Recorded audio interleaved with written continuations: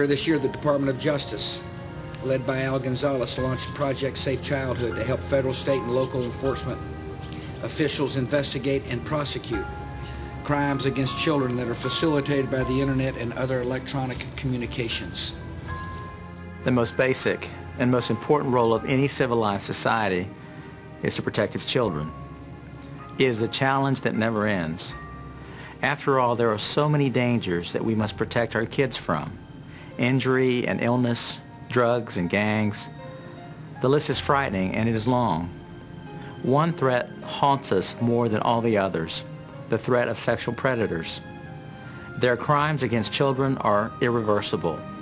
Their pain lasts a lifetime because it steals the gift of innocence. At times, it seems as if we cannot stay ahead of the threats against our kids. And there is a cruel irony in the fact that society's technological advancements have provided those who seek to hurt our children with new opportunities. Every day, children are sexually solicited online. Every day, thousands of individuals obtain, distribute, and produce child pornography over the internet. When the Attorney General launched Project Safe Childhood, he had two things in mind.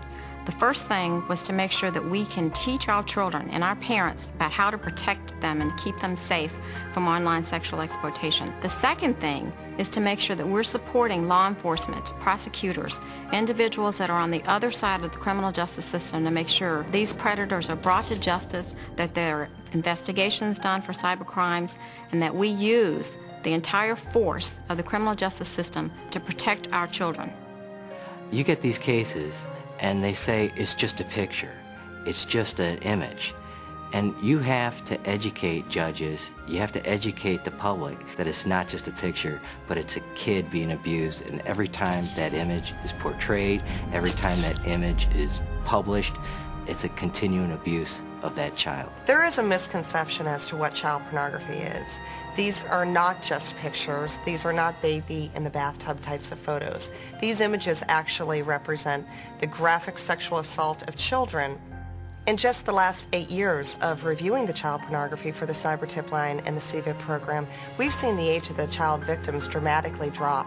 At this point, 6% of the children that we know are identified are actually infants, and a full 58% otherwise are children who are still prepubescent. We're seeing escalating levels of violence. We're seeing more egregious forms of abuse.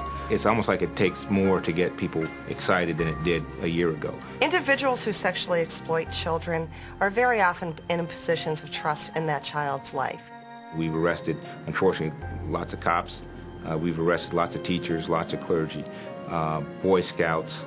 There's no profile per se for persons who do this type of work. And nothing I've seen in 20 years of law enforcement compares to the things that I've seen since I've been in this chair. An example is a little baby, probably about 8, 9 months old, being penetrated by an adult male in video with sound, and the male's narrating what he's doing to this child and talking about how he likes the feel of the child squirming in his hand, and he likes how the child screams in pain and that sort of stuff.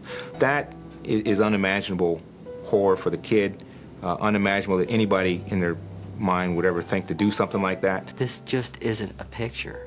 It's a crime scene with a child being abused. Even in some of these images, you can see them crying, tears in their eyes as they're being abused. You're seeing pretty harsh stuff. You see some very hard material. We tracked an individual that was trafficking in child sexual abuse images, and we saw a very high volume.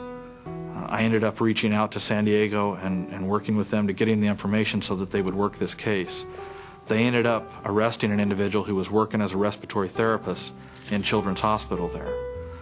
When they started investigating, they found that this guy had been molesting 1, 2, 3 kids a week. He'd been there for 10 years. He was molesting kids that were coming out of surgery, that were there for hospice care, children that couldn't ask for help. And there were a lot of kids involved. When they asked him about it, he was looking out the window at the weather, and it was snowing where he was.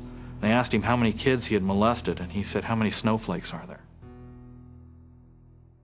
The ICAC task forces are a group of state and local law enforcement agencies that are brought together, supervised and funded by DOJ Office of Justice programs to do investigations of child exploitation on the internet. The ICAC data network is a series of servers located in Wyoming that are accessible to investigators throughout the United States. One of the big advantages that comes from being able to do this is we can actually make it possible for investigators to not have to look at these videos over and over and over again.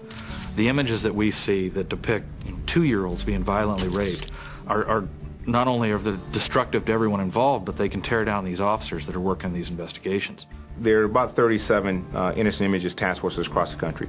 In almost all of those task forces, there are state and local representation on those task forces. So if you overlay the ICAC map of where their task forces are with the FBI map, the country's pretty well blanketed in terms of online presence, covert presence to working these matters. Obviously, we do our enticement cases every day. I mean, there are agents online in this country every single day that are posing as kids, and in a matter of minutes you'll have 4 or 5 guys asking you, how old are you a virgin, what's your bra size, do you have pubic hair. You'll see very aggressive solicitation, or you'll see a grooming process that could last over several weeks where the person slowly introduces sex into the conversation. The internet connectivity has allowed it to be either a federal crime or a state crime, and it could be prosecuted either way. California, until extremely recently, has had a very weak law on possession of child